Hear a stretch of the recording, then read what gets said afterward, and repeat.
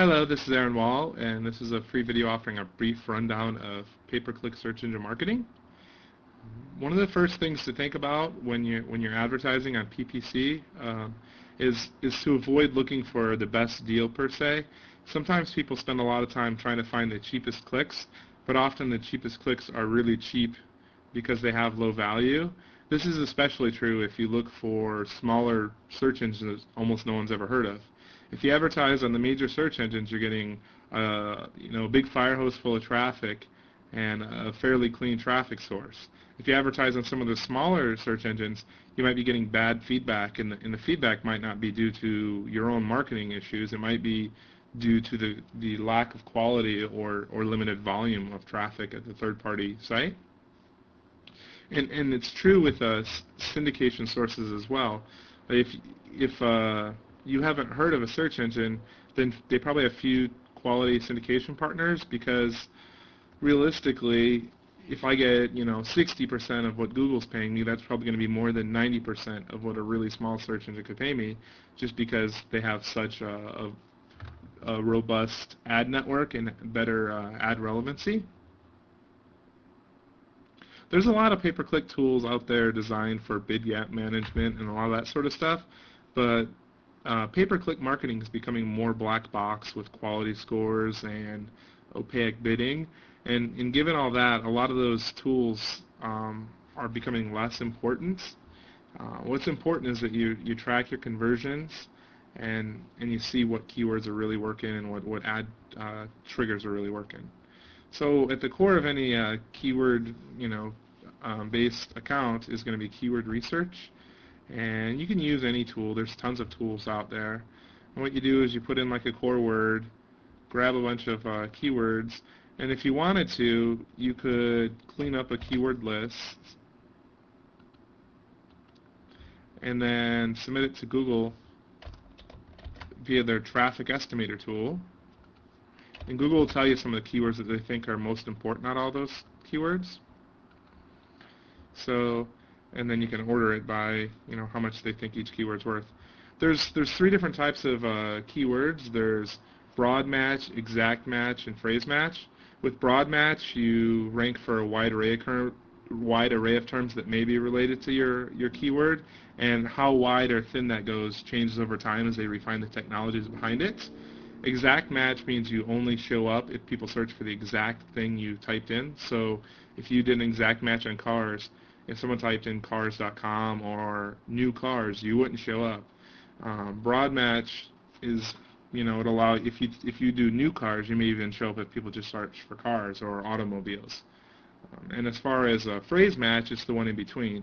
It's where you show up for if the search query contains a phrase you're searching for.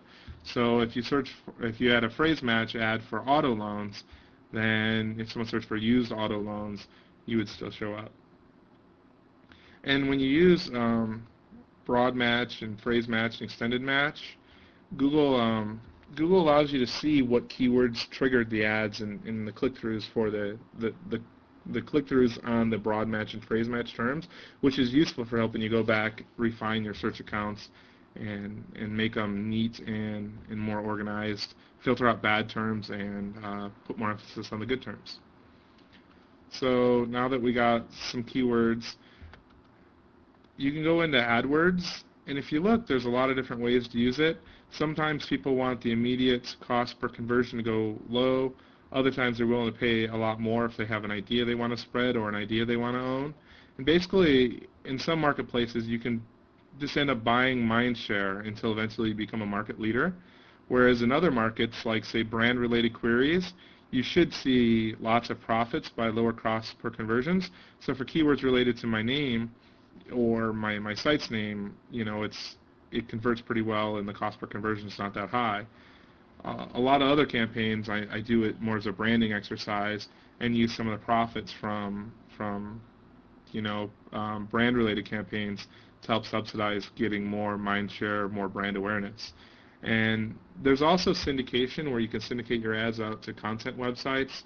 When you're brand new with PPC stuff, you probably want to limit the use of syndication until you've tested some of your keywords on search.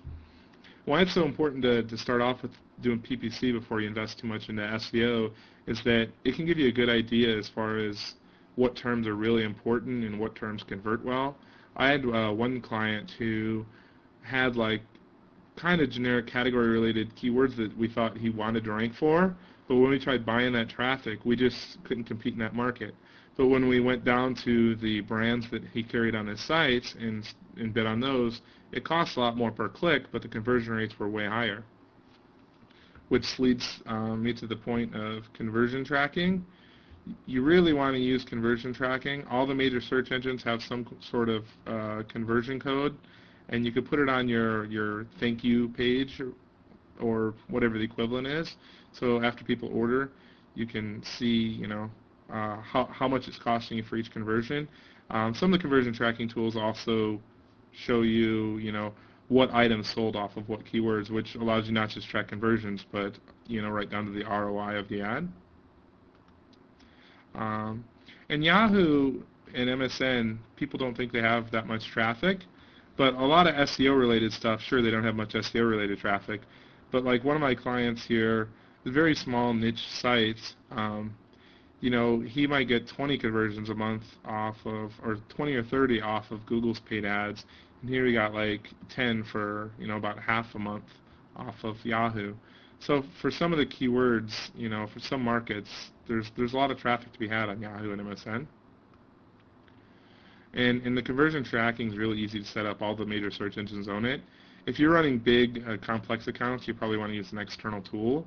But if you're using, if you have a small budget-oriented accounts, then it doesn't probably hurt you too much to use the tools at the major search engines to track your conversions. Google also offers a website optimizer tool, and inside of Google you can A/B split test ads to see which ads converting better or what ads work better. Website Optimizer also allows you to kind of A/B split test your website, so you can change items on your landing page. The more relevant you can get your landing page and keyword baskets to be, the better off you're going to be.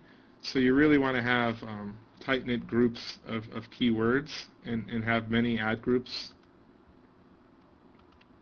So and another way to get your ad copy to be as relevant as possible is to use dynamic keyword insertion, which is all three major search engines have something like this. But anyway, you put something like keyword in your ad somewhere, and the keyword that triggered the ad will pop up in there.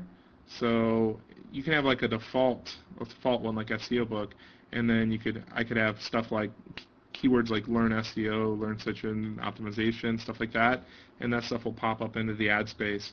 One of the tricks with PPC ads though is you don't have a lot of characters to use, so you really want to be clear, compelling, differentiate your ad from the competitors, and really make a call to action in it. The greater the ad is aligned with the keywords, is aligned with the landing page, the better you're going to match the query intent, the higher conversion rates are going to be, the better the click-through rates you're going to get. All these things add up to a better ROI at the end of the day. So in addition to using the online AdWords console, you can also download their AdWords editor tool, which is useful for organizing campaigns. And they have an automatic campaign organizer in here, which will help you take unorganized keyword groups and make them more organized.